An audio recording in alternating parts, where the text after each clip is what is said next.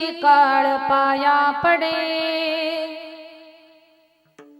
करती घोष जय जयकार जळती दोषांचे डोंगर क्षमा दया शांती बाण अभंग हे हाती करती घोष जय जयकार जळती दोषांचे डोंगर तुका म्हणे बळी तिची एक भूमंडळी करते घोष जय जयकार जळती दोषांचे डोंगर विठ्ठल विठ्ठल विठ्ठल विठ्ठल विठ्ठल विठ्ठल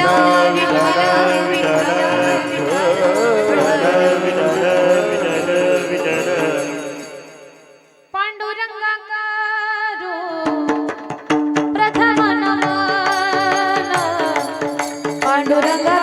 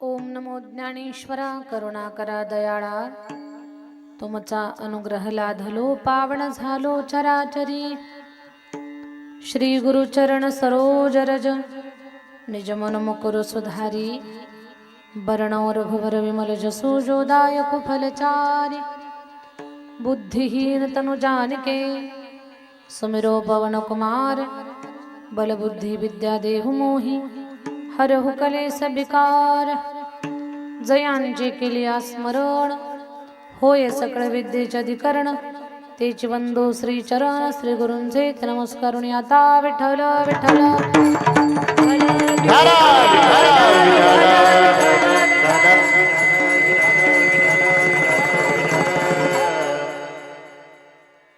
विठ्ठलाचे गाढे कळीकाळ पाया पडे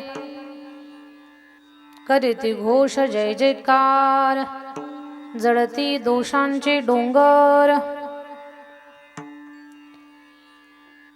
प्रस्तुत कीर्तन रूपी सेवेसाठी निवडलेला अभंग महान भगवत भक्त श्रीमंत संत वैराग्याची महामूर्ती, वैराग्याचं ज्वलंत प्रतीक असणारे सदेह वैकुंठाला जाणारे पाचव्या वेदाचे निर्माते विश्ववंद्य जगद्गुरु तुकोबाराया। तुकोबारायांचा चारचरणाचा सर्वांच्या परिचयाचा लक्षातील अशा अर्थाचा आणि या भूमंडळावरती खरे वीर कोण आहेत ते वीरांचा परिचय करून देणारा अभंग सेवेसाठी निवडलेला आहे। अभंगाचा अर्थ सांगते मी तुम्हाला अगोदर, नंतर आपण अभंगात प्रवास करू। अभंगाच्या पहिल्या चरणाचा, दुसऱ्या चरणाचा, 4 चरणाचा अर्थ पाहू। सोपा अभंग आहे। वीर विठ्ठलाचे गाढे कळीकाळ पाया पडे। खरे वीर कोण, त्यांचं लक्षण काय, ते करतात काय? वीर कुणाला म्हणावं? ज्यानं काळ नमावला झुकवला तो खरा वीर आहे। बर काळाला झुकवण्यासाठी या हरिभक्तांकडे, या भगवत भक्तांकडे आहेच काय? तर भगवंताचं भजन, नाम साधना हे सगळ्यात मोठं साधन त्यांच्याकडे आहे। काय करतात ते? करीती घोष जय जयकार, भगवत नामाचा गजर करतात आणि परिणाम त्याचा असा होतो की जळती दोषांचे डोंगर। काळ कधी आपल्याला पकडतो याच्यामध्ये आपलं पाप वाढलं की त्यांना हल्ला केलाच म्हणून समजा, पण जेव्हा आपलं पाप नष्ट होईल तेव्हा आपण त्याच्यावर हल्ला करू किंवा त्याचा पाडाव करू ही ताकद आपल्यामध्ये निर्माण होईल। जेव्हा दोष कमी होतील तेव्हा, आणि दोष कशाने कमी होतील तर भगवंताच्या नामानं। आणखी काही साधन आहे का या हरिभक्तांच्याकडे, या वीरांच्याकडे? क्षमा दया शांती बाण अभंग हे हाती। त्यांच्याकडे क्षमा दया शांती हे त्यांचं भांडवल आहे, त्यांचं साधन आहे, त्यांच्याकडे ही सामुग्री आहे आणि या सामुग्रीच्या बळावरती त्यांनी काळाचा पाडाव केलेला आहे। या अखंड भूमंडलावरती तेच एक खरे बळी, खरे वीर, खरे योद्धे, खरे रथी महारथी तेच आहे। तुका म्हणे बळी आणि तेची एक भूमंडळी, असा या अभंगाचा सरळ अर्थ आहे। आता याचा विस्तार आपण करू। विठ्ठल विठ्ठल विठ्ठल विठ्ठल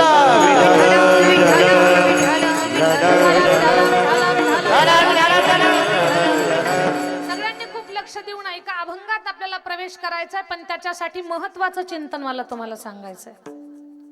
कोणतंही राष्ट्र असू द्या, भारत असू द्या, इंग्लंड असू द्या, जपान असू द्या, जर्मनी असू द्या, कोणताही देश असू द्या, त्या देशाचं नाव मोठं करण्यासाठी 3 प्रकारच्या लोकांचं योगदान आहे। 3 सजावत देश को सती संत और शूर, 3 लजावत देश को कपटी कायर क्रूर। 3 सजावत देश को सती संत और शूर, 3 लजावत देश को कपटी कायर और क्रूर। राष्ट्राचं नाव खराब करण्याचं काम 3 लोक करतात। कपटी, कायर म्हणजे भ्याड, आणि क्रूर निर्दयी माणसं देशाचं नाव खराब करतात। क्रूर लोकांच्या बद्दल आपल्याला माहिती, त्यांची वृत्ती कशी असते, भ्याड लोकांची वृत्ती माहिती असते आणि कपटी लोकांचा स्वभाव माहिती असतो, ते आतल्या गाठीचे असतात। तोंडानं कमी बोलणार पण डोक्यात चक्कर चालणार कपटी माणसं। एखाद्या भडभड्या माणसासोबत तुमचा वाद झाला ना, मोकळे झालात तुम्ही, पण जे बोललं नाही ते काम दाखवल्याशिवाय राहत नाही। आपल्या गावात अजिबात काही सांगत नाही, इथलं काही माहितीच नाही, इथलं काही माहित नाही मला, आणि कीर्तन संपेपर्यंत काही सांगणार नाही कल्याण बाबा, पण गेल्यावर काही सांगता येत नाही। लक्षात घ्या, जुनी माणसं जी होती ना ती फार मनानं मोकळी होती, साधी भोळी बाबडी माणसं होती, जुन्या माणसं अतिशय मोकळे। गंगेच्या पाण्या एवढं निर्मळ मन जुन्या लोकांचं। जैसी गंगा वाहे तैसी जाचे मन, जैसी गंगा वाहे तैसे त्याचे मन, जैसी गंगा वाहे तैसे जाच मन भगवंत जाण वाह तया जवळी भगवंत जाण तया जवळी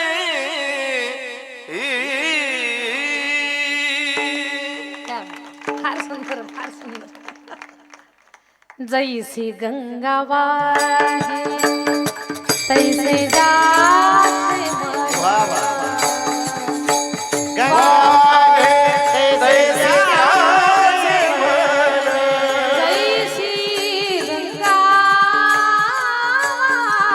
वाहे तैसे जाते मन जैसी गंगा वाहे तैसे जाच भगवंत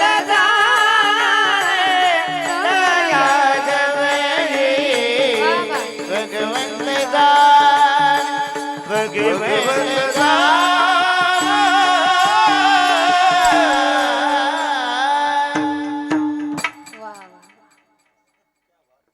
जुन्या लोकांचं मन एवढं बावणे मामा गंगेच्या पाण्या एवढं निर्मळ होतं जुन्या लोकांचं मन. आणि जुन्या लोकांचं मन एवढं मोठं. धन कुठं होतं त्यांचं माहितीये का तुम्हाला? जुन्या लोकांचं. आता लोकांचं नाही सांगता येणार. जुन्या लोकांचं धन उतरंडीत होतं. उतरंडी उतरंडी कशाच्या? मातीचे गाडगे मडके त्या उतरंडीमध्ये धन ठेवलेलं असायचं. पिढ्यानपिढ्याचं तसं चोरी जात नव्हतं, कोणी पाहत नव्हतं. जर रस्त्यानं पडलं कोणाचं तर उचलून घरी पोहोच करायचे, कोणाचं ज्याचं त्यांना घेऊन जावं. एवढी माणसं निर्मळ होती जुनी. जुन्या काळात उतरंडीतलं धन जात नव्हतं. हेवरा जुन्या काळात उतरंडीतलं जात नव्हतं. आता कपाटातलं गेलेलं माहित होत नाही. कधी गायब झालं माहितीच नाही. कपाटातलं का जातं? सगळ्यात महत्वाचा प्रश्न, घरात कपाटच का आले? त्याचं एकच उत्तर आहे, माणसं कपटी झाली म्हणून घरात कपाट आले. बरोबर, माणसं कपटी झाली म्हणून राष्ट्राचं नाव खराब करण्याचं काम 3 प्रकारची लोक करतात. कपटी, कायर, क्रूर. नाव कोण कोण मोठं करतं? सती, संत और शूर. सतीनं संस्कार लावायचे, संतांनी संस्कृती सांभाळायची आणि शूरानं देशाचं संरक्षण करायचं. देश फार सुंदर आहे आपला. जहां डाल डाल पर सोने की चिड़िया करती है बसेरा. ओ भारत देश है मेरा, ओ भारत देश है मेरा, ओ भारत देश है मेरा, ओ भारत देश है मेरा. भारत देश है मेरा, ओ भारत देश है मेरा, ओ भारत देश है मेरा, ओ भारत देश है मेरा. पवित्र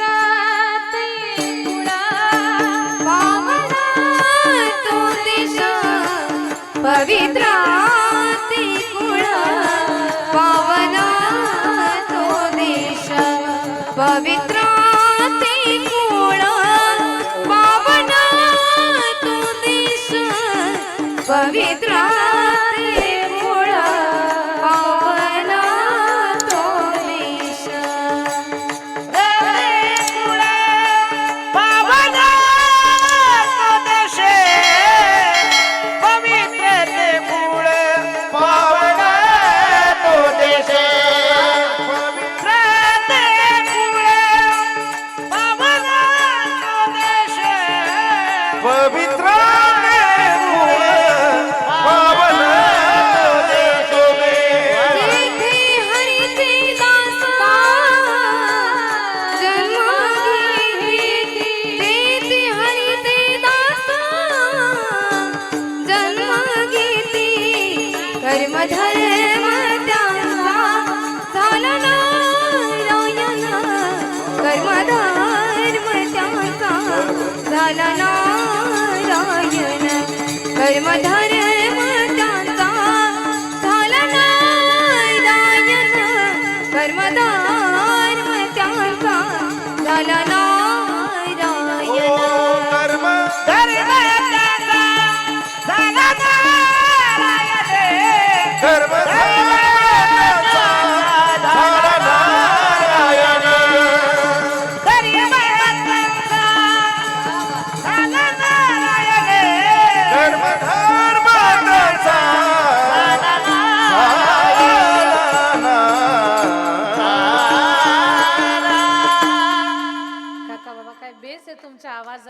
क्या बात आहे.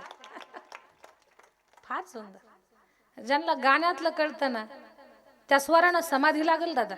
बरं, पण हे कळणाराला नाही, कळणाराला काहीच नाही. हा, ज्यांना काही कळत नाही ते म्हणणारच ना काय चाललंय यांची एवढी. फार सुंदर. आणि आपण म्हणतो फक्त अभ्यासच का, याच्यासोबत आशीर्वादाची सुद्धा गरज असते. बरं, आशीर्वाद सुद्धा पाहिजे, त्याच्याशिवाय हे नाही मिळत. पवित्र ते कुळा पावना तो देश, पवित्र ते कुळा पावना तो देश. धन्य ही भारतवर्षे धन्य अस्य परंपरा. हिवरा, धन्य ही भारतवर्षे धन्य यस्य परंपरा. भारतीय जन धन्य धन्य यस्य संस्कृती. धन्य आहे हा देश. या मातीमध्ये सती सावित्री पाहायला मिळतात. या मातीमध्ये छत्रपती शिवाजी महाराज, या मातीमध्ये शूरवीर धीर पाहायला मिळतात. या मातीमध्ये ज्ञानोबा तुकोबारासारखे श्रेष्ठ संत आपल्याला पाहायला मिळतात. आणि या लोकांच्यामुळेच या देशाचा गौरव वाढलेला आहे. याच श्रेष्ठ लोकांच्यामुळे. सतीनं संस्कार लावायचे, खूप मोठी जबाबदारी आपल्यावरती. हिवरा, महिला मंडळ, आपलं जीवन फक्त चूल मूल आणि मग ते चार भिंतीतलं घर, मेकअप करणं, रोज खायला एक पदार्थ करणं, आणि शेजारणीचं बरं आहे का, सून गेली का, राहिली का, आहा, एवढ्यासाठी नाही जीवन आपलं. आपल्या जीवनाचा खूप मोठा उद्देश आहे आणि तुमची खूप मोठी जबाबदारी आहे. माझ्या ताईंनो, माझं बोलणं सहज घेऊच नका, खूप समजून घ्या माझ्या बोलण्याला, की प्रत्येक माऊलीवरती खूप मोठी जबाबदारी आहे. या मातीमध्ये एवढी मोठी जबाबदारी आहे की राष्ट्राचा कणा घडवण्याची जबाबदारी तुमच्याकडे आहे. राष्ट्राचा कणा कोण आहे? राष्ट्राचा कणा तरुण या देशाचा कणा आहे. आणि ते काम तुम्हाला पार पाडायचंय. तुम्ही म्हणाल काय करायचं, आम्ही नेमकं काय काम करायचं? एकच करायचंय, जे तुम्हाला जमतंय, ते तुम्हाला जे शक्य आहे ते कोणतं? लेकराला चांगले संस्कार लावायचे. राष्ट्रमाता माँसाहेब जिजाऊ यांनी छत्रपती शिवाजी महाराजांना घडवलं, ते सहज नाही घडले. दुधाच्या घोटापासून त्यांनी काळजी घेतली शिवरायांची. आणि खरं लेकरांना लक्ष दिलं तरच लेकरं घडत असतात. आता ते रडायला लागले आणि तुम्ही चाऊमिनचा पुडा हातात दिला, जमणार नाही ना मेळ. आता फक्त चाऊमिन द्या तुम्ही, आता तुम्हाला बरं वाटतंय, ते चाऊमिन खातं गप्प बसलं नाही. म्हातारपणी तुमच्या हातात कुरकुरे दिले तर मग मला बोला. तुम्हाला एवढं सोपं वाटतं का? तुम्ही काही ती वेळ धकून घेऊन जाताय, पण भविष्य धोक्यात आहे. खूप जबाबदारीने राहायचं आपल्याला. लेकरांना घडवा, त्यांना संस्कार द्या, त्यांचा लाड करू नका असं मी म्हणणार नाही, करा, पण सगळ्या गोष्टींची चाकोरी ठरवा, एक ठराविक. चाहे बेटा कितना प्यारा हो उसे सिर पे बिठाना ना चाहिए. एवढा फार महत्वाचं आहे. चाहे बेटा कितना प्यारा हो उसे सिर पे बिठाना ना चाहिए. चाहे बेटी कितनी लाडली हो उसे घर घर घूमना ना चाहिए. पटलंय काय तुम्हाला? चाहे बेटी कितनी लाडली हो उसे घर घर घूमना ना चाहिए. जिस भजन में राम का नाम न हो उस भजन को गाना न चाहिए. राम का नाम नहीं, उस भजन को गाना न हो. जिस घर पे आदर मान उस घर पे जाना न चाहिए.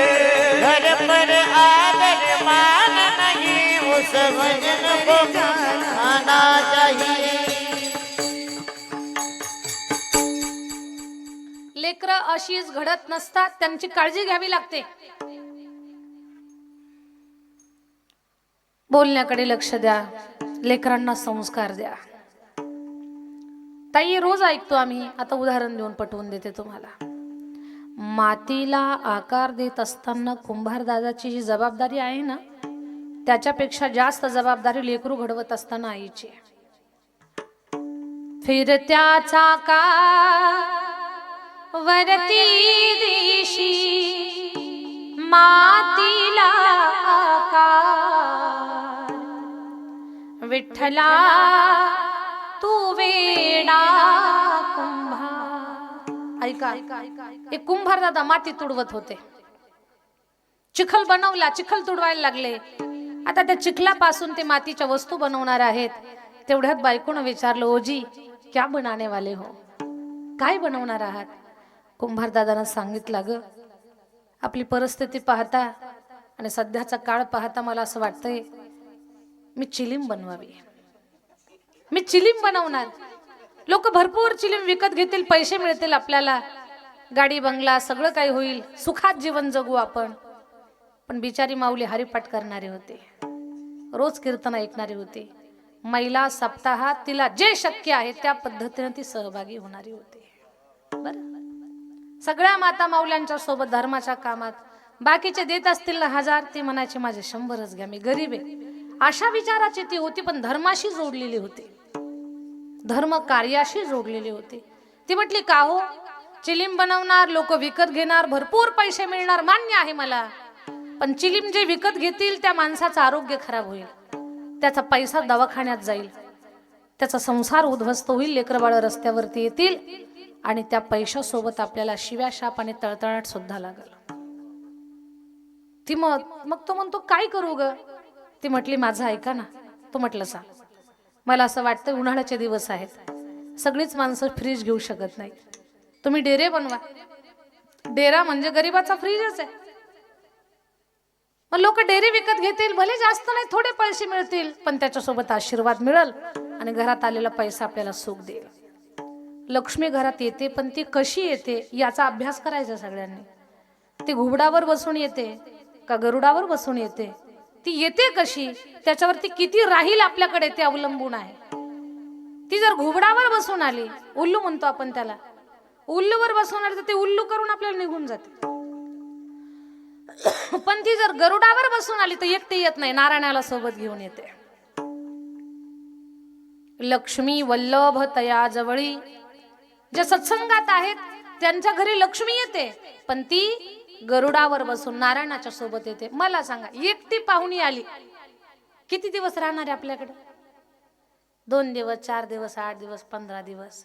कधी ना कधी ती म्हणाल का नाही मला माझ्या घरी जायचं, जाऊ द्या बरं. पण मालक जर सोबत असतील तर ती नाव काढल का? जिथं तिचा मालक आहे तिथंच राहील ना ती. तसं नारायणालाच आपल्या जवळ ठेवण्यासाठी आपण जर प्रयत्न केले तर लक्ष्मी नारायणाला सोडून कुठे जाणार आहे? पण आपल्या घरी नारायण येताना, लक्ष्मी येताना नारायणा सोबत यावी, याच्यासाठी नारायणाचं भजन करा, म्हणजे ती घर सोडून कुठे जाणार नाही. ती माऊली म्हणते की अहो, आपण पैसे कमी मिळतील पण लोकांचा आशीर्वाद पण मिळेल आपल्याला. चिलीम नका बनवू, तुम्ही डेरे बनवा. पटलं त्याला. त्यानं काय केलं, मातीला डेऱ्याचा आकार द्यायला लागला. मातीतून आवाज आला, कुंभार दादा काय बनवणार आहेस? कुंभार दादा बोलला, माती ताई मी डेरा बनवणार आहे. माती बोलली, दादा तू चिलीम बनवणार होता ना, का बरं आता डेरा बनवणार? कुंभार दादा बोलला, माती ताई माझा विचार बदलला. दादा तुझा विचार बदलला, पण माझं तर जीवनच बदललं. चिलीम झाले असते तर लोकांनी माझ्यात विस्तव भरला असता, ज्यानं ओठाला लावला असतं त्याचं आरोग्य खराब झालं असतं, जीवन बर्बाद झालं असतं, संसार उद्ध्वस्त झाला असता, लेकरबाळ रस्त्यावर आली असती, शिव्या शाप आणि तळतळाट मला आणि तुला सुद्धा मिळाला असता. पण आता तुम्हाला डेरा बनवणार, लोक माझ्यात पाणी भरणार, मी पण शांत राहणार, जे पाणी पितील त्यांचं पोट शांत राहणार, तुला पैसा आणि आशीर्वाद सुद्धा प्राप्त होणार. दृष्टांत संपला हिवरा. हा दृष्टांत आपल्याला शिकवतोय, मातीची वस्तू बनवत असताना ती वस्तू समाजाच्या हिताची का समाजाच्या घाताची आपण तयार करतोय. जर मातीच्या वस्तूला एवढं महत्व असेल, समाजाला एक मुलगा किंवा मुलगी देत असताना ते मुलगा आणि मुलगी राष्ट्राचं हित करतात का राष्ट्राचा घात करतात, कशी लेकरं आपण देतोय समाजाला, हे किती महत्वाचं असेल विचार करा. फार महत्वाचं आहे. आपल्याला राष्ट्रभक्त, आपल्याला या देशाला, या मातीला, संस्कृतीचा उपासक, संतांचा पाईक असं लेकरू आपल्याला द्यायचंय. म्हणून ही जबाबदारी कुणाकडे? माझ्या माता माऊल्यांकडे. आणि तुम्ही म्हणाल दीदी हे आम्हाला जमल का? का नाही जमणार? लेकरं जाणती होईपर्यंत आईच्या जवळ असतात, आईच्या जवळ असतात. हा, मेकअप केले की यांना वाटतंय यावं थोडं आपल्या जवळ, पण घाण केले की पाठवून देतात, जा मम्मीकडे तुझ्या, जा आईकडे. लेकरं जाणती होईपर्यंत आईच्या ऐकण्यात, आईच्या आजूबाजूला, आईच्या जवळ, आईच्या हाताखाली.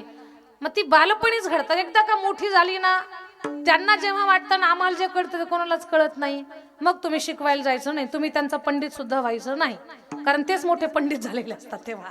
हा, ते ऐकतात ना तोवरच त्यांना काही गोष्टी समजावून सांगायच्या. आणि सांगू तुम्हाला, स्त्रीनं जर स्वतःची जबाबदारी पार पाडली तर धन्य आहे ती माऊली. लोक कौतुक करतील, गर्वानं सांगतील या माऊलीनं घडवलं या लेकराला. आणि दुसरी गोष्ट, स्त्री का करू शकत नाही या सगळ्या गोष्टी?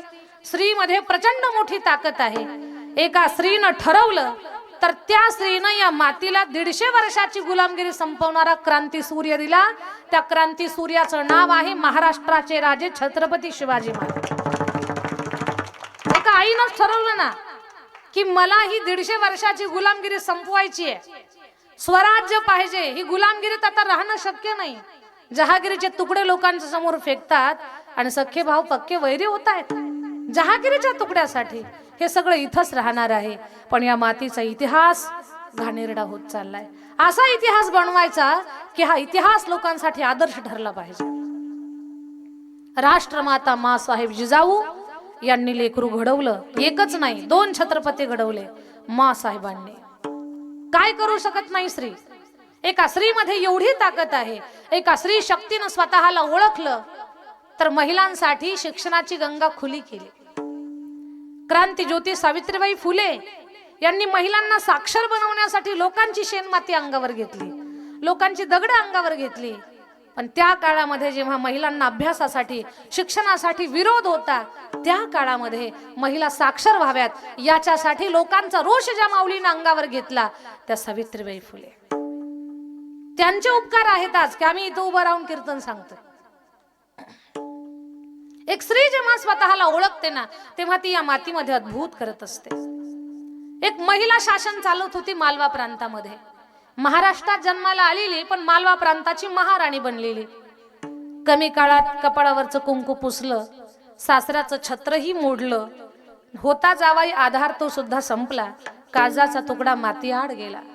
त्या माऊलींना समजलं की ही प्रजाच आपली लेकरं आहेत आणि यांच्या सेवेसाठी भगवंतानं आपल्याला जीवन दिलंय. हातात शिवपिंड घेत होती आणि त्या माऊलीनं भक्ती सोबत राज्य व्यवस्थेत चालवली. भारत देशातल्या सगळ्या शिव मंदिरांचा जीर्णोद्धार केला, नद्यांच्या काठाला घाट बनवले. खूप त्या माऊलीनं भक्ती केली आणि महिला, एक स्त्रीनं ते शासन चालवलं मध्य प्रदेशातलं. एक बाई शासन चालवते या गोष्टीचं थोडंसं जड गेलं काही लोकांना. त्यांनी ठरवलं की या बाईचं राज्य हडप करून घेऊ. कळालं बाई साहेबांना की आपलं राज्य धोक्यात आहे. बाई साहेबांनी पत्र लिहिलं, पेशवाई आमच्या राज्यावर तुम्ही आक्रमण करणार आहात पण युद्धासाठी मी सुद्धा तयार आहे. पण एक लक्षात घ्या, रणभूमीवरती तुमच्या पुरुष सैनिकासोबत, पुरुष नाही महिला सैनिक लढणार आहेत. माझ्याकडे 5000 महिला सैनिकांची फौज आहे. हिवरा 250-300 वर्षापूर्वी महिला हातात तलवार घेऊन रणभूमीवरती लढत होत्या. आपल्याला फक्त टाळ घेऊन उभं राहायचंय. हिवरा, फक्त टाळ घेऊन आपल्याला उभं राहायचंय. महिला लढल्यात या मातीतल्या. काय लिहिलं देवीजींनी? माझ्याकडे 5000 महिला सैनिक आहेत आणि त्या तुमच्या सैन्यासोबत लढतील. आम्ही हारलो, तुम्ही जिंकलात, असं काही विशेष कौतुक नाही होणार. कुणाला हरवलं? म्हणे बायांना हरवलं. असं काय कौतुक होणार आहे तुमचं? घडू नये, पण असं घडलं. महिला फौज फाट्याकडनं तुमची फौज जर हरली तर दाखवायला तोंड राहणार नाही. कोणी हरवलं? म्हणे बायांनी हरवलं. यांना दाखवायला तोंड राहणार नाही. इतिहास फार भयंकर लिहिला जाईल, विचित्र लिहिला जाईल आणि कपभर पाण्यात जीव द्याल तर जाता जीव जाणार नाही. विचार करून लढाईला या. दचकली पेशवाई. पेशवाईने पत्र पाठवलं, देवीजी आम्ही लढायला नाही, तुमचं राज्य हडप करायला नाही, आम्ही भाऊबीजेला येणार आहोत आणि तुमच्या राज्याच्या संरक्षणाची जबाबदारी आमच्यावरती आहे. एका पत्रात पेशवाईला गार करणारी रणरागिणी पुण्यश्लोक राजमाता अहिल्यादेवीबाई होळकर. स्त्रीच आहे ना एक, ती स्त्रीच एक माऊली आहे. ओळखलंय फक्त स्वतःला, ओळखा स्वतःला. माझ्या माता माऊल्यांनो, जेव्हा आपण स्वतःला ओळखतो ना तेव्हा आपल्याला काय करायचं, आपलं कर्तव्य काय, जबाबदारी काय, बरोबर त्या चाकुरीत आपण चालणार. पण जेव्हा आपण आपल्याला स्वतःलाच ओळखत नाही ना तोपर्यंत चाकुरी नाही लक्षात येऊ शकत आपल्याला. खूप मोठ्या उद्देशानं भगवंतानं आपल्याला इथं पृथ्वीवरती पाठवलंय. खूप मोठी जबाबदारी पार पाडण्यासाठी आपण इथे आलेलो आहोत. फक्त कर्तव्य पार पाडा. माझ्या माता माऊल्यांनी संस्कार लावायचे, शूरानं देशाचं संरक्षण करायचं आणि संतांनी संस्कृती सांभाळायची. याच संस्कृतीचे उपासक जे संत आहेत ते किती शूर वीर धीर आहेत. अभंगाच्या पहिल्या चरणात वीर विठ्ठलाचे गाढे, वीर विठ्ठलाचे गाढे, वीर विठ्ठलाचे गाढे, वीर विठ्ठलाचे गाढे, वीर विठ्ठलाचे गाढे, वीर विठ्ठलाचे गाढे, वीर विठ्ठलाचे गाढे, वीर विठ्ठलाचे गाढे, वीर विठ्ठलाचे गाढे, वीर विठ्ठलाचे गाढे, वीर विठ्ठलाचे गाढे, वीर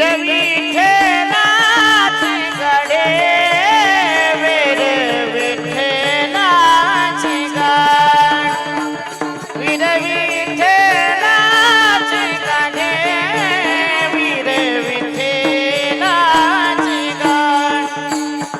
वीर विठ्ठलाचे गाढे, वीर विठ्ठलाचे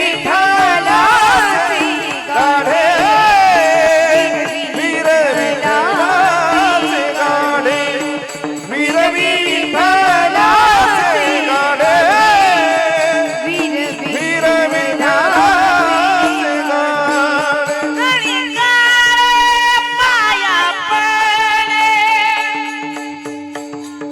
पाया पडे,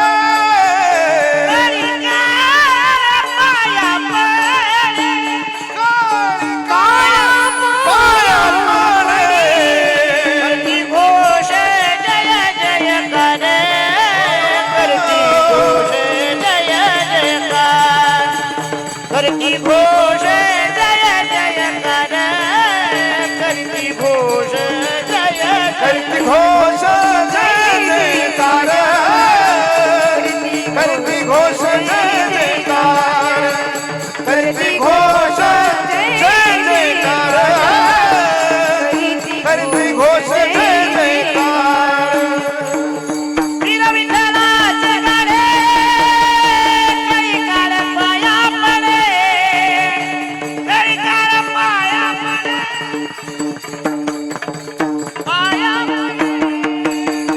वीर विठ्ठलाचे गाढे, कळीकाळ पाया पडे, कळीकाळ पाया पडे, कळीकाळ पाया पडे. पाया पडे. फार सुंदर, जरा जोरात टाळी वाजवा. खूप छान, खूप छान, फार सुंदर. वीर विठ्ठलाचे गाढे, कळीकाळ पाया पडे. अभंगाच्या पहिल्या चरणामध्ये जगद्गुरु तुकोबाराय सांगतात, पांडुरंग परमात्माचे भक्त खूप मोठे शूर वीर धीर आहेत. लक्षात घ्या, काही लोक फक्त नावाला वीर असतात पण हा ना, शास्त्र सांगतं, मी काही मनान सांगत नाही. शतेषु जायते शूर, सहस्रेषु च पंडिता, वक्ता दश सहस्रेषु दाता भवती वानवा. 100 एखादा शूर असतो, बाकी गप्पाच मारणारे असतात. चौकात बसले ना असल्या गप्पा मारतात माणसं. फाडून टाकीन, कापून खाईन, फक्त चौकात. घरात आले बायकोच्या हातात लोटणं पाहिलं, म्याव. मी हिवऱ्यातलं काही सांगत नाही, इथलं काही सांग. काही लोक फक्त गप्पा बहादर असतात, खूप काही असल्या गप्पा मारणं, असल्या गप्पा मारणार, पण खूप भित्रे पण असतात. लक्षात घ्या, शूर म्हणून घेणं वेगळं आणि वास्तवात शूर असणं, धाडसी असणं ही गोष्ट फार वेगळी आहे. पहा आता इथे जगद्गुरु तुकोबाराय सांगतात, विठ्ठलाचे जे भक्त आहेत ते वीर आहेत. वीरांचे प्रकार आहेत. काही दानवीर आहेत, काही विद्यावीर आहेत, काही धर्मवीर आहेत, काही महावीर आहेत. हे वीरांचे प्रकार आहेत. आणि हे प्रकार सोडताही महाराष्ट्रात किंवा भारताच्या मातीमध्ये आपल्याला काही वीर पाहायला मिळतात. क्रांतीवीर नानासाहेब पाटील, परत स्वातंत्र्यवीर सावरकर, नरवीर तानाजी मालुसरे. हे काही वीर आहेत असे. या लोकांनी स्वतःच्या कर्तृत्वाने त्यांना ते वीरपद प्राप्त झालेलं आहे.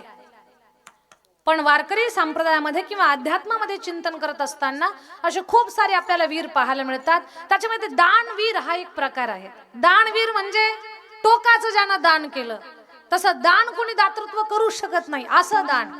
दानवीरामध्ये कर्णाचं नाव येतं. पहा, कर्ण महाराज काय दातृत्व म्हणावं लागेल. कर्णाच्या दातृत्वाच्या कथा जनमानसामध्ये अजरामर आहेत. उभा आयुष्य उपेक्षा स्वीकारली. एवढा बलाढ्य योद्धा, ताकदीनं, बुद्धीनं, बळानं, धनुर्विद्येमध्ये पारंगत आहे. फक्त आश्रय चुकीच्या लोकांचा मिळाला. तो असा असणारा कर्ण, पण एवढं सगळं असताना सुद्धा दुर्योधनाने छोटेखानी राज्य दिलं, तिथं त्याला प्रमुख पद दिलं आणि त्याच्या जागेवर तिथे राहून तो दातृत्वामध्ये एवढा पुढे आहे. त्याच्या दारात जर कोणी आलं ना तर कोणी रिकाम्या हातानं जात नाही. कधी कधी आपल्या घराकडे कुत्र सुद्धा पाहत नाही.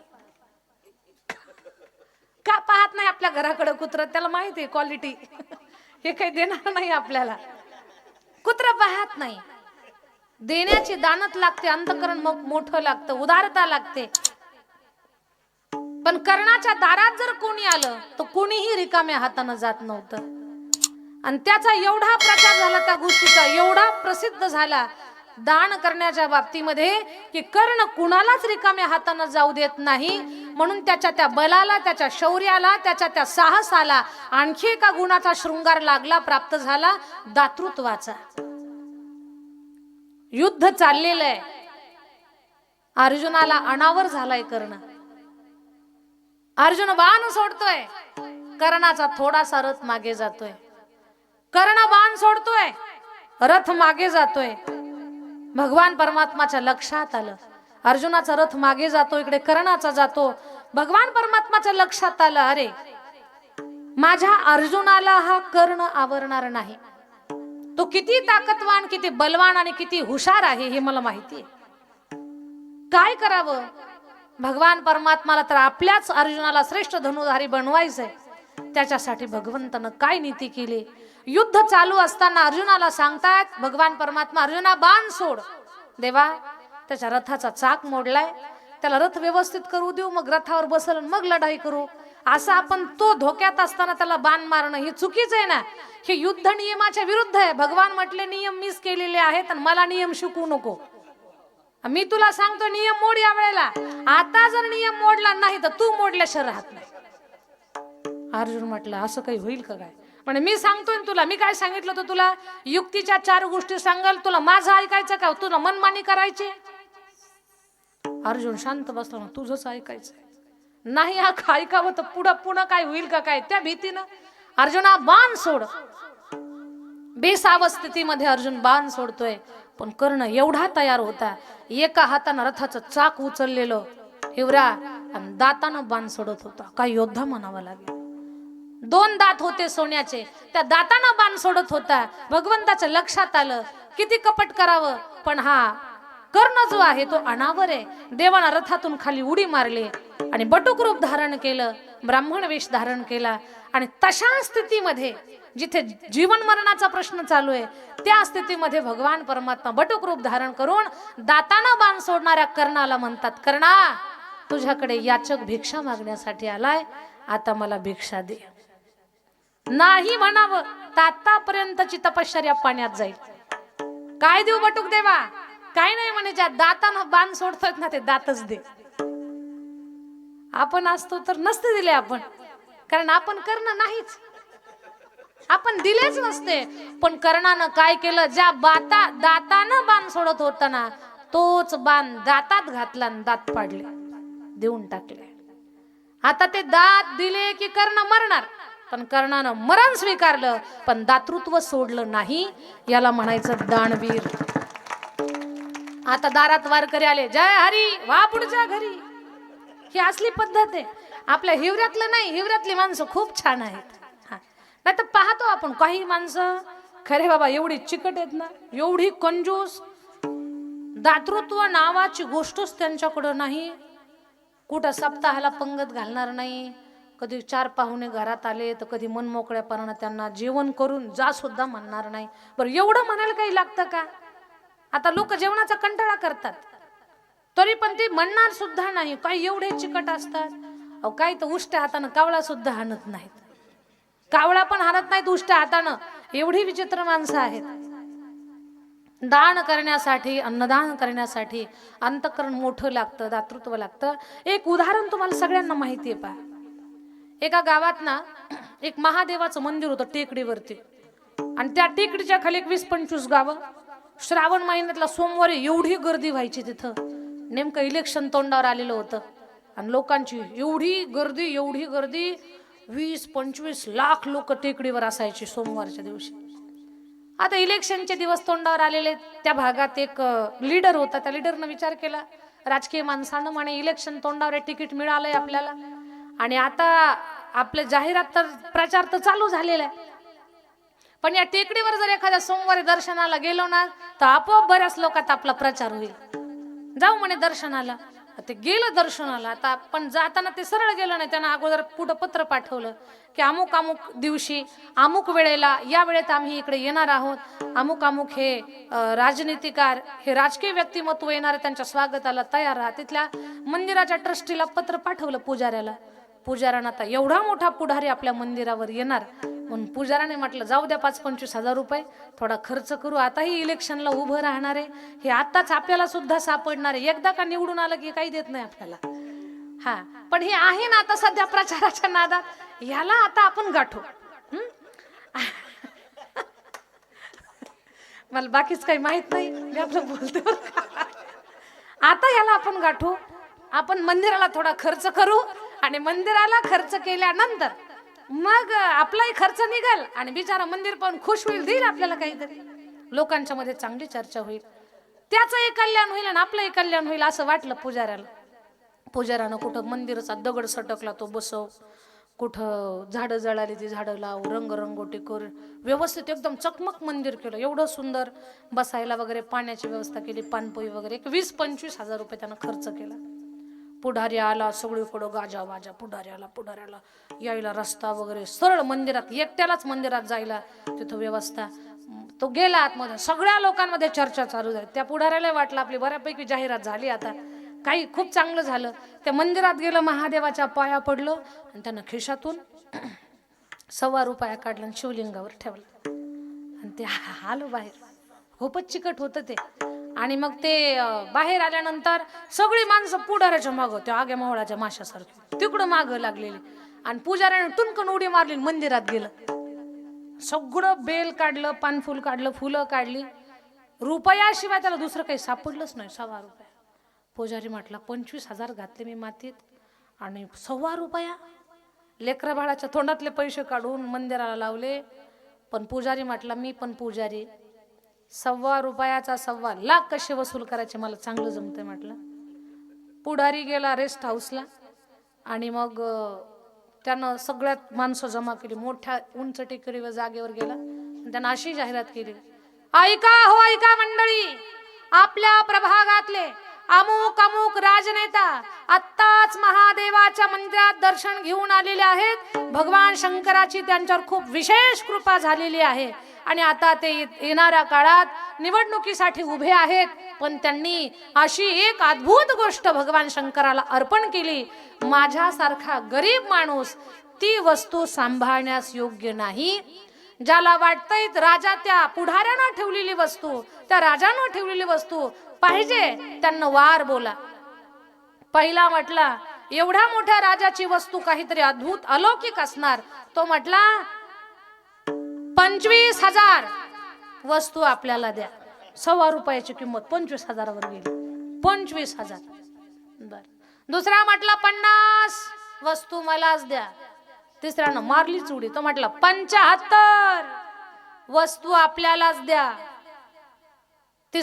चौथा म्हटला 1,00,000 वस्तू मलाच मिळाली पाहिजे. पण 1,00,000पर्यंत वार जाईपर्यंत वार्ता गेली होती त्या राजाच्या कानावर.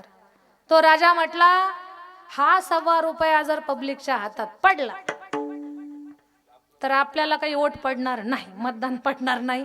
कारण लोक म्हणतील हे देवाला 1.25 रुपया वाहतो, लोकांना काय देणार आहे. किती चिकट आहे. आपला चिकटपणा लोकांच्या लक्षात येईल. त्यानं पटकन एक आपला कार्यकर्ता पाठवला आणि कार्यकर्त्याला सांगितलं 1.25 बोल, पण रुपये लोकांच्या हातात पडू देऊ नको. कार्यकर्ता पळत आला गर्दीतून रस्ता काढत. म्हणे पुजारी दादा 1,00,000पर्यंत तुमचा वार गेलाय, मी 1.25 देतो, पण ती वस्तू आम्हाला द्या.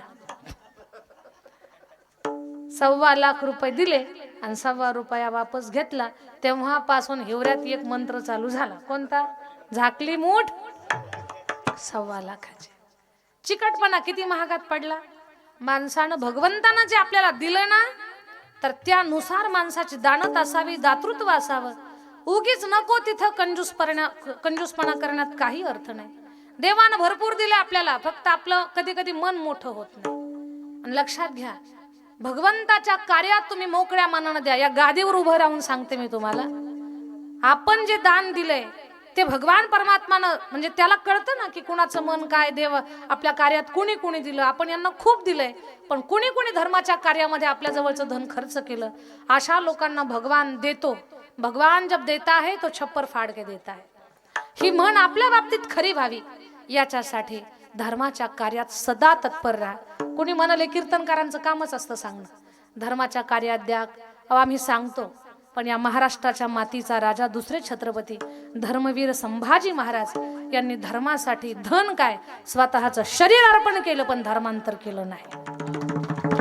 काय देतो आपण 1,000, 10,000, 20,000, 25,000, 50,000, पण या मातीचा राजा धर्मवीर संभाजी महाराज, संभा कानात शिसवतो आम्ही तुझ्या, धर्मांतर कर. अरे कानात शिसवत औरंग्या, नाही धर्मांतर करणार. संभा बुबळ काढून घेऊ तुझी, घे काढून.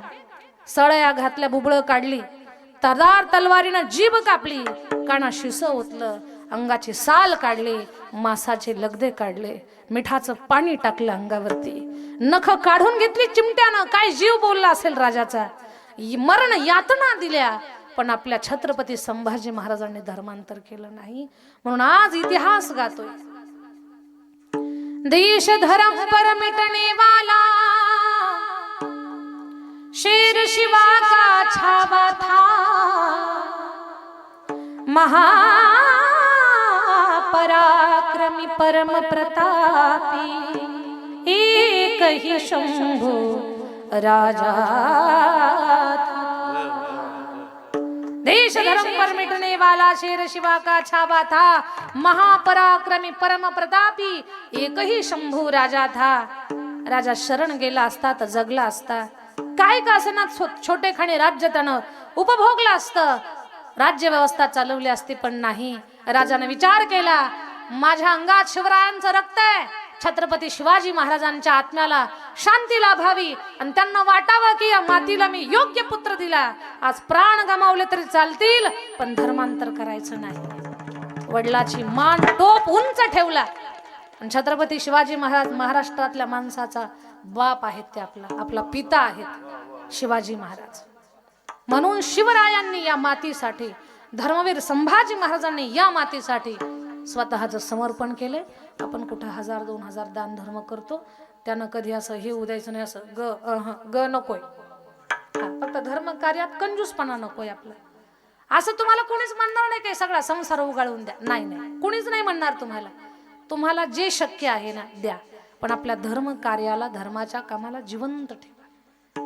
10,000 रुपये देतो आणि देऊ तुम्हाला, 1,000 रुपये देण्याची तुमची वृत्ती नाही, काहीच हरकत नाही, 100 द्या. पण धर्माच्या कार्यात 100 काय रुपयानं सुद्धा तुम्ही फक्त जोडून राहा या कार्याला. त्याचं कार्य आहे तो करत असतो, निमित्त आपल्याला बनवत असतो. कसं हे चालतंय सृष्टी कुणाला कळतंय का? कशी चालली ही दुनिया? या सगळ्या दुनियेला चालवणारा भगवान परमात्मा आहे.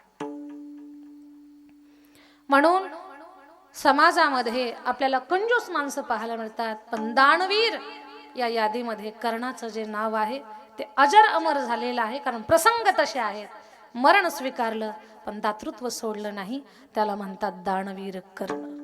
विठ्ठल विठ्ठल विठ्ठल विठ्ठल विठ्ठल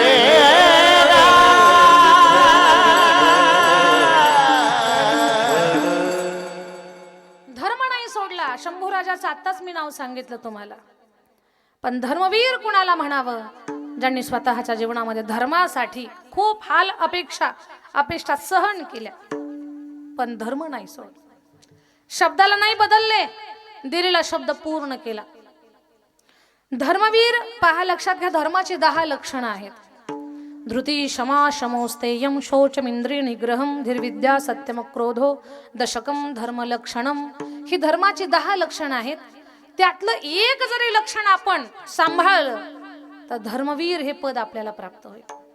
धर्मवीरांच्या यादीमध्ये खूप सारे जण आहेत, पण धर्मवीरांच्या यादीमध्ये एक एवढं सुंदर नाव आहे. कलियुगातलं छत्रपती शिवरायांचे पुत्र संभाजी महाराज यांचं नाव आहे.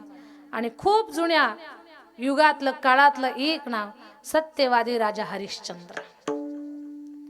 राजा हरिश्चंद्राच्या संदर्भात कितीतरी अभंग आहेत. हरिश्चंद्र तारा राणी वाहे डोंबा घरी पाणी. राजा डोंब्याच्या घरी पाणी भरतोय. कशासाठी? फक्त सत्य त्यांनी जपलं, स्वतःचा धर्म नाही सोडला. एका तुकडोजी महाराजांच्या अभंगात त्यांचं वर्णन आलेलं पहा. माझी गोधडी झाली जुनी, माझी गोधडी झाली जुनी, हिला धुनिया हिला धुनिया दुनिया ना कोणीला, दुनिया ना कोणी. गोधडी धुतली हरिचंद्राने,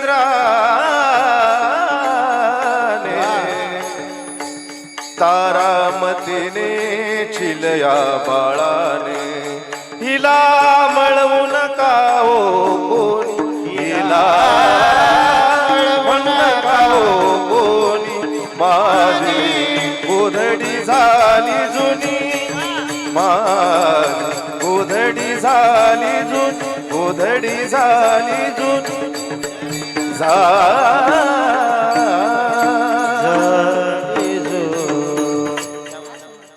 खूप छान. गोधडी धुतली हरिचंद्राने, तारामतीने रोहिदासाने. तिला मळवू नका हो कोणी, माझी गोधडी झाली जुनी.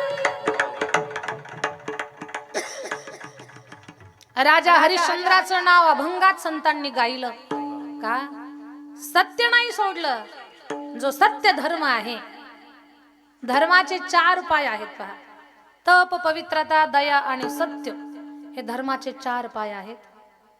तर सत्य ही जी बाजू आहे, राजा हरिश्चंद्रानं एवढी जपली. त्यानं स्वप्नात राज्यदान दिलं होतं. हिवरा स्वप्नात राज्यदान दिलं होतं. आणि दुसऱ्या दिवशी राज्य मागायला आले ना विश्वामित्र. आपण सकाळी बोललेलो संध्याकाळी लवकर द्यायला तयार होत नाही. काही माणसं आवेशात आले ना, मोसम मध्ये आले का काय बोलून जातील काही सांगताच येत नाही. काही मोसम मध्ये आले ना, पंढरपूरची वारी वैतागून वारीला गेलेले, आणि ते मोसम पाहिला ना सगळा, हे तुळशी, हे हंडे, हे विणे, झेंडे पताका टाळ हा वारकरी असलं ते गजर पाहिला नामाचा. आणि जे गावाकडं मार खात होतं ते तिकडं गेलेलं आणि त्याला एवढं भारी वाटलं ना ते सगळं पाहून. मोसम मध्ये आलं ते रोज गटारात पडणार मोसम मध्ये आलं आणि त्याला वाटलं हा सुख सोहळा स्वर्गी नाही, काय सोहळा आहे, काय आनंद आहे. तर म्हटलं आता माळच घालायची. त्यानं घातली ना माळ गळ्यात, मोठी टप्पूच्या टप्पू माळ घालून गावाकडं आलं. सगळ्या गावानं सत्कार केला हो त्याचा. कोणालाच विश्वास बसत नव्हता कल्याण बाबा की हे माळकरी होईल म्हणून. पण काय परिवर्तन झालं, मोसम मध्ये आलं, गळ्यात माळ घातली, मोठा टिळा लावायचं, कपडाला माळ बाहेर ठेवायचं, रोज मारुतीराच्या दर्शनाला यायचं. भजनी मंडळात सूर काही येत नव्हता त्याला, भजन येत नव्हतं, पण उगी जाऊन बसायचं. 2-3 महिने कसं 2-3 महिने. आणि जसं का गावची जत्रा आली, जत्रा त्याला टेन्शन आलं ना फुल. हा टेन्शन मध्ये आलो ते माळ त्याला खूप अडचण वाटायला लागली. गेलं पोहायला बैलासारखे मान हलवली त्यानं पाण्यात पोहता पोहता. बैलाला तरी शिंग आहेत अडकायला, माळ ह्याला कुठे शिंग आहेत. मान हलवली, गेली माळ निघून पाण्यात, मोकळा झाला घडी. जत्रात फिरायला लागला मोकाट. माझं बोलणं लक्षात घ्या. काही लोक मोसम मध्ये येतात, मोसम मध्ये येऊन कुठली गोष्ट करायची नाही. माझ्या बोलण्यातला भाव समजून घ्या. खूप आनंदात कुणाला शब्द द्यायचा नाही, रागात काही बोलून जायचं नाही, आणि दुःखात काही निर्णय घ्यायचा नाही. जर तुम्हाला जीवन तरायचं असेल तर खूप आनंदात आले, देऊन टाकलं, अरे नका, शब्द नका देऊ. स्थिर व्हा, जमिनीवर पाय ठेवा, आपली परिस्थिती पहा आणि मग द्या. नाही हो, 1 नंबर कापूस आला हो, दिलं, अहो त्याला बोंड आलेत का, फुटलाय का, पाऊस पडणार आहे का नाही ते पहा ना. घरात कापूस आल्यानंतर मग ठरवा, भाव भेटू ना तर नाही भेटू.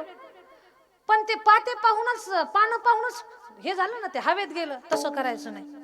आनंदात आपली परिस्थिती पाहून मग बोलायचं, आनंदात शब्द द्यायचा नाही, रागात काही बोलून जायचं नाही. काही माणसं रागात आली ना, ते रागात आले की काही पण बोलून जातात. मग कधीचही काढतात 1857चं, कधीचही काढणार, काही बोलून जाणार. रागात बोलून जायचं नाही आणि दुःखात निर्णय घ्यायचा नाही. काही म्हातारी माणसं दुःखी झाले, बायका पोरांनी बडबड केली की म्हणतात चाललो घर सोडून. नका तसं करू, नका जाऊ. तुम्हाला शुगरची गोळी चालू आहे, तुम्हाला पाठच जेवायला कोण देणार तुम्हाला बाहेर गेल्यानंतर. पण म्हातारे फार काही रागिष्ट असतात. तुमच्या गावातलं कोणीच नाही. हा पण असलं म्हातारं रागात, चाललो घर सोडून. म्हातारे म्हणतात नका जाऊ, पोरग राहत नाही, पप्याचं पोर राहत नाही तुमच्याशिवाय.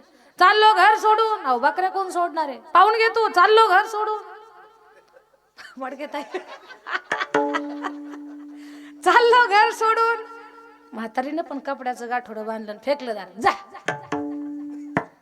मग म्हातारा म्हणतात एवढा वेळ थांबतो, पुढचं. रागात निर्णय घ्यायचा नाही.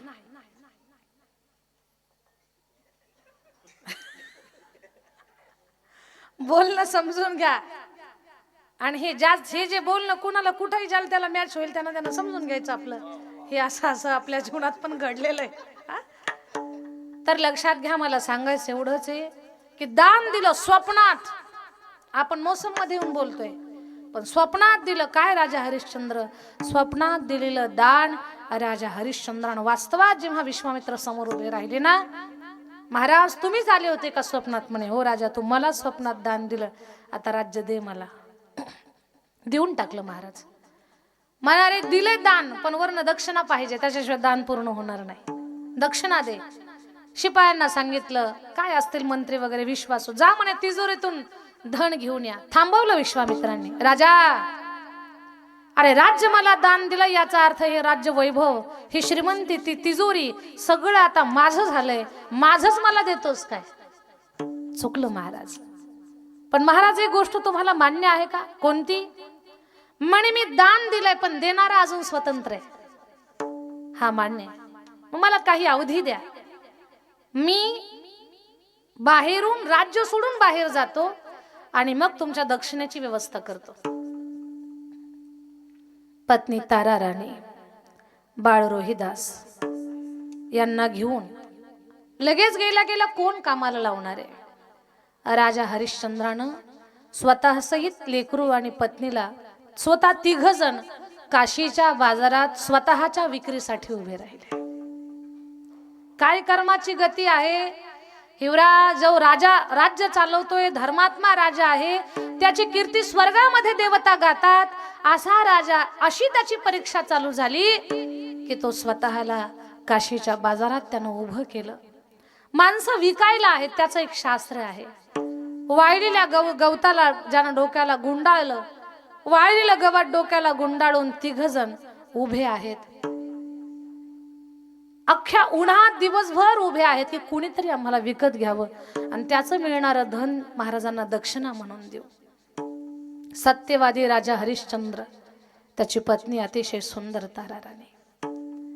पाहिलंय माणसं विकायला आलीत काशीच्या बाजारामध्ये आणि एका वेशेनं पाहिलं ताराराणीला. राणी होती ती, अप्रतिम सुंदर होती. मखमल सारखं तिचं शरीर होतं, गुलाबाच्या पाकळीसारखे पायाचे तळवे होते तिच्या. आणि एवढी सुंदर स्त्री, त्या वेशेच्या लक्षात आलं ही आपल्या कामाची. आणि काशीच्या वेशेनं ताराराणीला विकत घेतलं, घेऊन निघाली. तेवढ्यात कौशिक नावाच्या ब्राह्मणांनी पाहिलं, अरे ही तर राजाची राणी आहे आणि तिला घेऊन जाणारी वेश्या आहे. यांच्या डोक्याला गवताची काडी आहे, म्हणजे हे विक्रीला आहेत. थांबवलं. थांब पोरी, राजा हरिश्चंद्राची पत्नी आहेस तू? हा महाराज, ओळखलंय तुम्हाला मी, पण तुम्ही कुठे निघालात? म्हणे मला विकलंय, या माऊलीनं मला विकत घेतलंय. पोरी, जिनं तुला विकत घेतलंय ती काशीची वेश्या आहे. वाईट कामासाठी तुझा उपयोग होईल. हंबरडा फोडून रडायला लागली राणी. मायबाप, आम्ही जनतेला तारलंय, लोकांचा सेवा आणि सांभाळ केलाय, आज आमच्यावरती वाईट वेळ आली. अशा गोष्टी आम्हाला माहिती नाहीत, मला वाचवा, धर्माची लेख म्हणून मला वाचवा. कौशिक ब्राह्मणानं त्या वेशेला पैसे दिले आणि त्या राणीची मूक सुटका केली. सांगितलं, राणी साहेब, तुमच्यावरती वाईट वेळ आली आहे, पण आता मी तुम्हाला विकत घेतलंय. माझ्या घरी साधू संतांचं येणं असतं, स्वयंपाक कराल तुम्ही तर तुम्हाला माझ्याकडे मी ठेवील कामासाठी. पहा, जिच्या हाताखाली दास दाशा आहेत तिला स्वयंपाक करण्याची वेळ आली आहे. पोरीनं बापाच्या गळ्यात पडून रडावं अशी ताराराणी हंबरडा फोडून रडली. माझ्या धर्माच्या बापानं मला वाचवलं आणि खूप मोठ्या संकटातून मला बाहेर काढलं. ताराराणी निघाली. जगात कुठल्या स्त्रीवर, माऊलीवर अशी वेळ येऊ नये. ताराराणी निघाली तर तिचं 5 वर्षाचं लेकरू रोहिदास आई म्हणून पाठीमागे पळायला लागलं. लेकरू पाठीमागे पळायला लागलं. राजा हरिश्चंद्रानं पकडलं. थांब रोहिदासा, कुठे चाललास? बाबा, आई चालली ना, आईच्या पाठीमागे चाललो. रोहिदासा, तुझी आई विकली रे, तुझी आई विकली, जाऊ नकोस. बाबा, आई विकली? हा, विकली बेटा, आईला विकलंय. तू सुद्धा विक्रीला आहेस, जाऊ नकोस तू. ठीक आहे बाबा, नाही जात बाबा, पण बाबा परत आईची माझी नाही ना भेट होणार.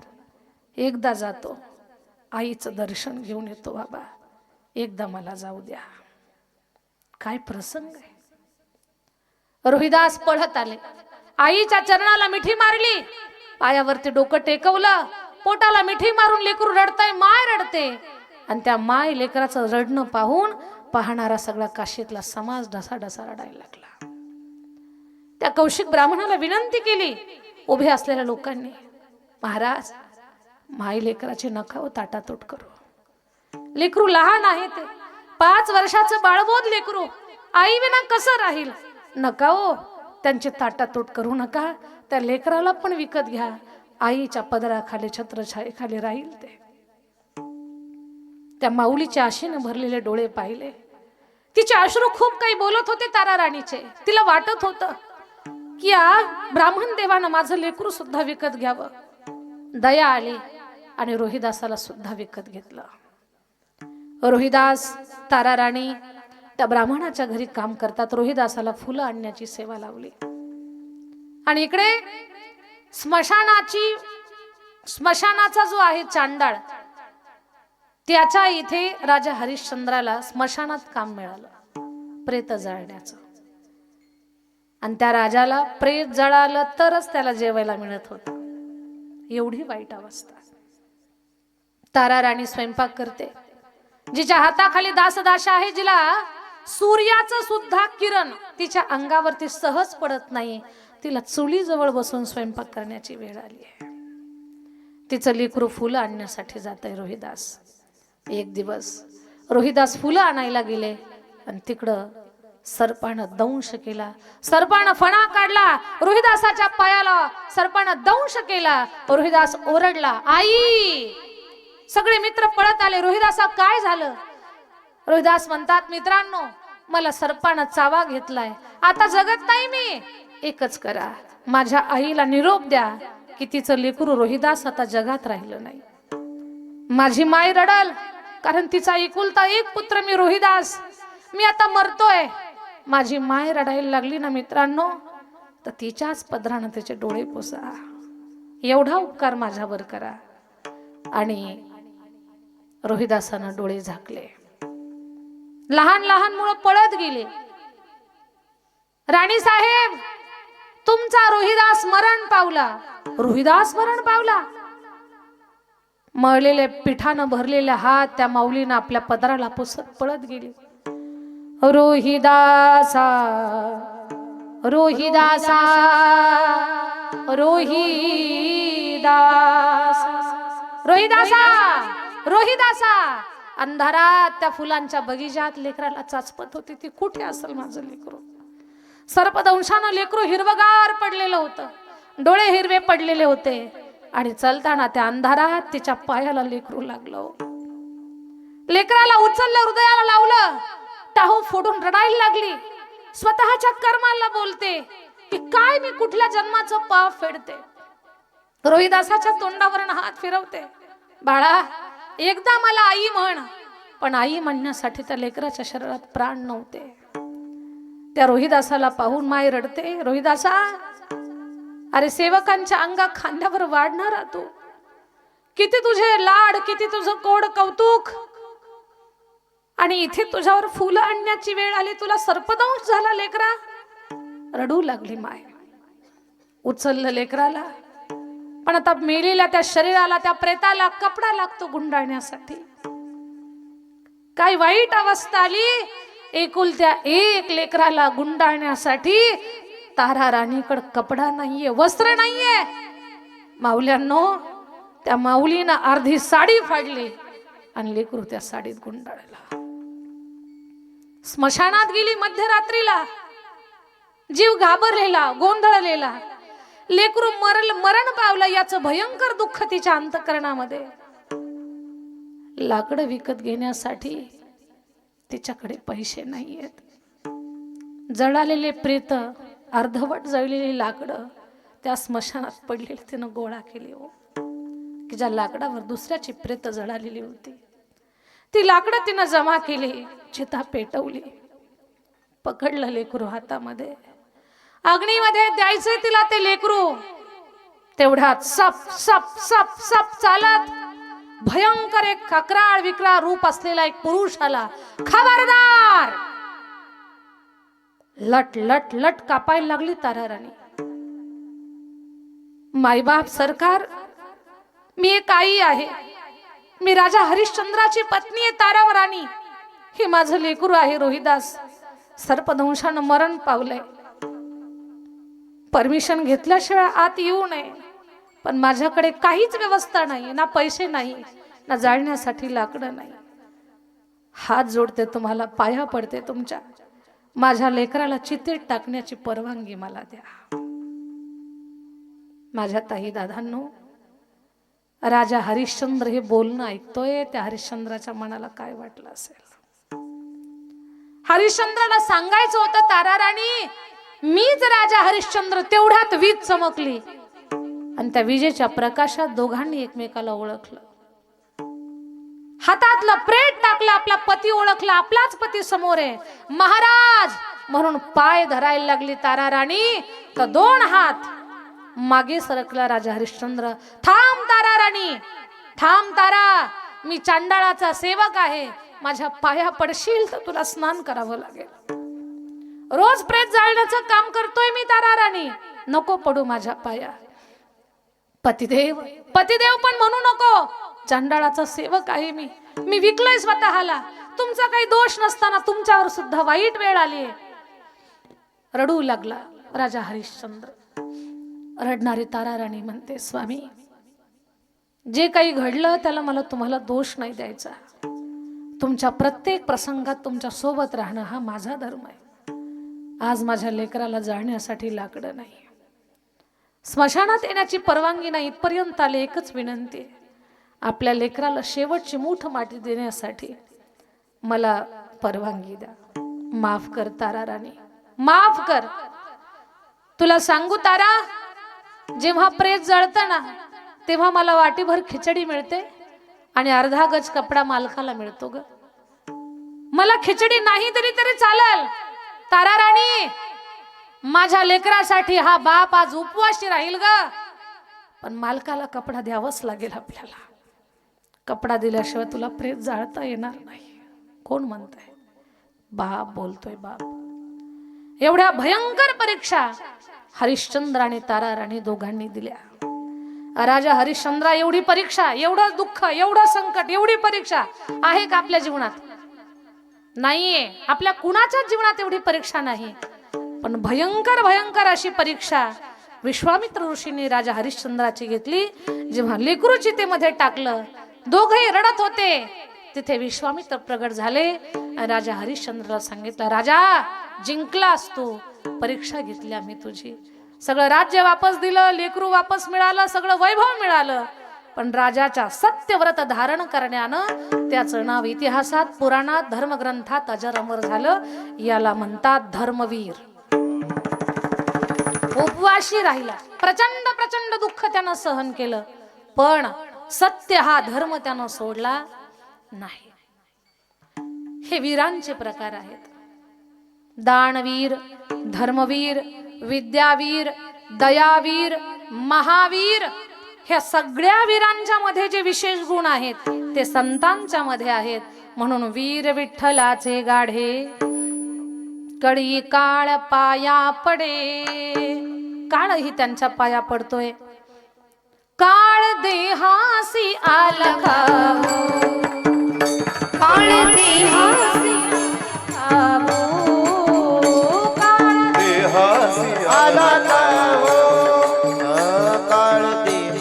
आम्ही आनंदे नाचू गावू, आम्ही आनंदे नाचू गावू. काळ देहासी आला काळ देहासी आला काळ देहासी आला काळ देहासी आला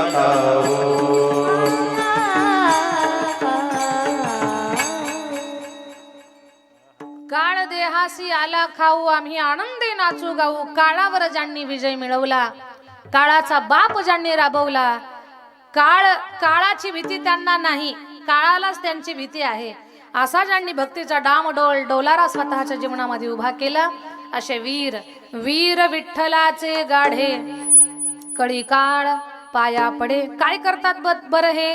करती घोष घोष जय जयकार वा वा वा. हरिती घोष जय जयकार घोष जय जयकार करती घोष जय जयकार करीती घोष जय जयकार करीती घोष जय जयकार करती घोष जय जयकार करते घोष घोष घोष जय जयकार जळती दोषाचे डोंगर जळती दोषाचे डोंगर डोंगर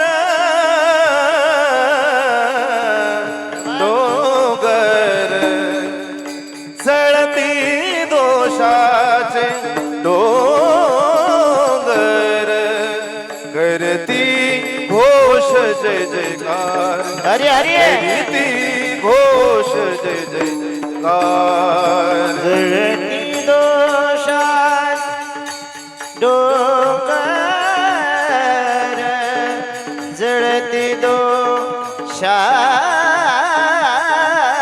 डोंगर कीर्ती घोष जय जयकार करती घोष जय जयकार जय जयकार अरे बाबा अजून एकदा ती हरकत घ्या. जळती दोषांचे डोंगर जळती दोषाचे डोंगर वा वाह वाह वाह वाह करती घोष जय जयकार करती घोष जय जयकार जळती दोषांचे डोंगर. काय करतात ते? भगवत नामाचा गजर करतात. काय आहे त्यांच्याकडे? क्षमा दया. साक्षीताई थोडं वाजू लक्षातच नाही. हा ना विसरली. साक्षीताई बसा. क्षमा दया शांती हे साधन आहे त्यांच्याकडे. बाण अभंग हे हाती.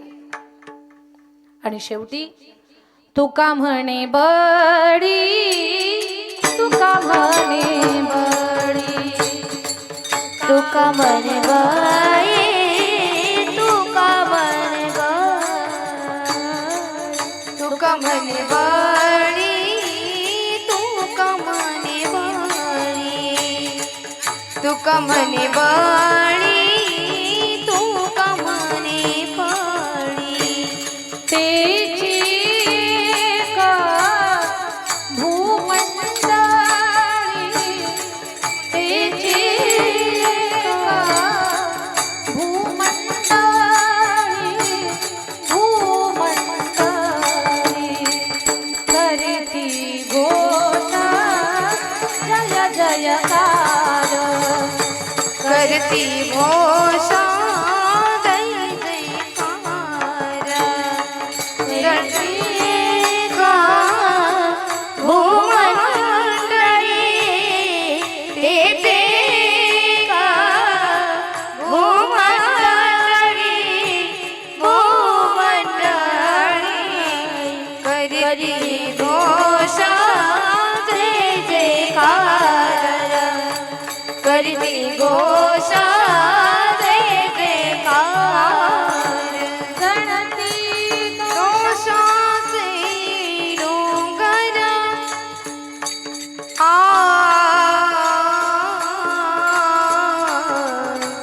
आ आ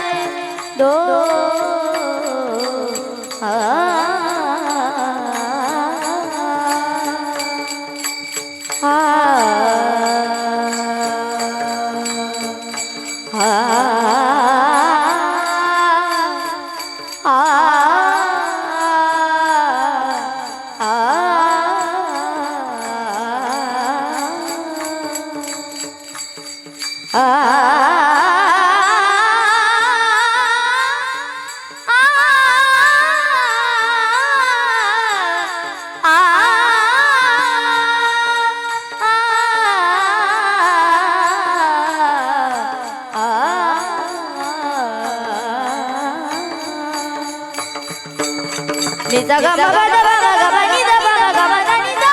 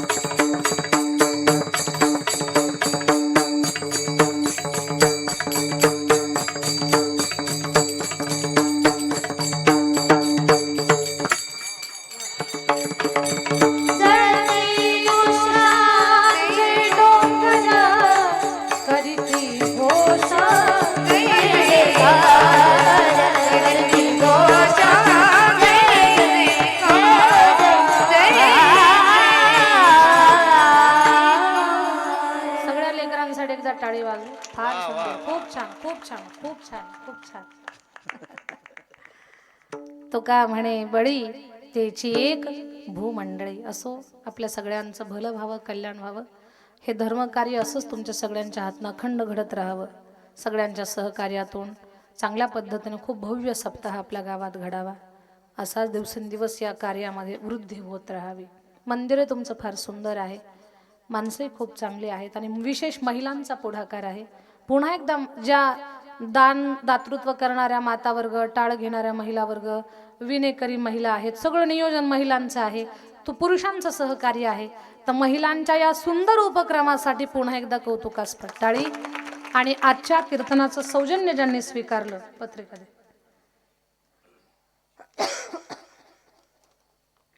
आजचे सौजन्य जाते चंद्रकलाताई बद्रीभाऊ पठाडे, माजी जिल्हा परिषद सदस्य. चंद्रकलाताईने आज जी सेवा स्वीकारलेली आहे, भगवान परमात्मानं या परिवाराला यश, आरोग्य, वैभव, श्रीमंती या सगळ्या गोष्टी द्याव्यात. आणि जे धर्म कार्यामध्ये त्यांनी जे दान दिलेलं आहे, भगवान परमात्मानं त्यांना भरभरून द्यावं एवढीच भगवंताच्या चरणी प्रार्थना करते आणि माझ्या वाणीला विराम देते. 2 तासाची सेवा मी पूर्ण केलेली आहे. नियोजित वेळेपेक्षा 10 मिनिटं मी तुमची जास्त घेतली. वयस्कर माणसं समोर आहेत, कोणाला पाठीचा त्रास असतो, कोणाला गुडघ्याचा त्रास असतो, कोणाला झोपेचाही त्रास असतो. माझ्यामुळे त्रास झाला असेल क्षमा करा, प्रेमानं भजन करा. हा, विठो रुक्मिणी भजन झालंय का? नाही ना? विठोबा रखुमाई, जय विठोबा रखुमाई, विठोबा रखुमाई, विठोबा रखुमाई, हरि जय विठोबा रखुमाई, जय विठोबा रखुमाई, जय विठोबा रखुमाई, विठोबा रखुमाई, विठोबा रखुमाई, रखुमाई, जय विठोबा रखुमाई, विठोबा रखुमाई, जय विठोबा रखुमाई, विठोबा रखुमाई, विठोबा रखुमाई, विठोबा रखुमाई,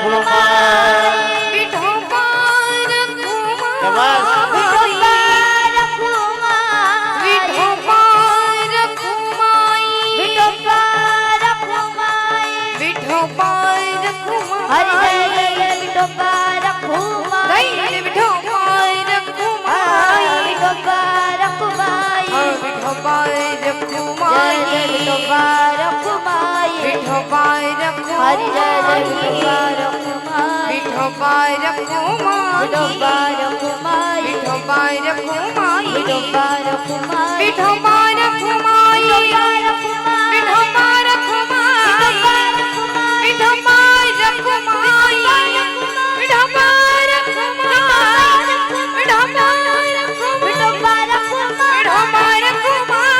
विठोबा रखुमाई, विठोबा रखुमाई, विठोबा रखुमाई, हरि जय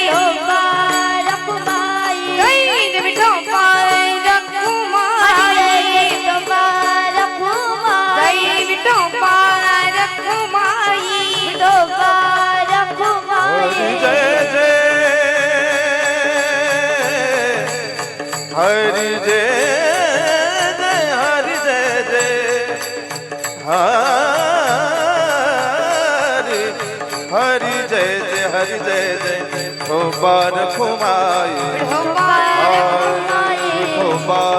रखुमाई रखुमारी विठोबा रखुमाई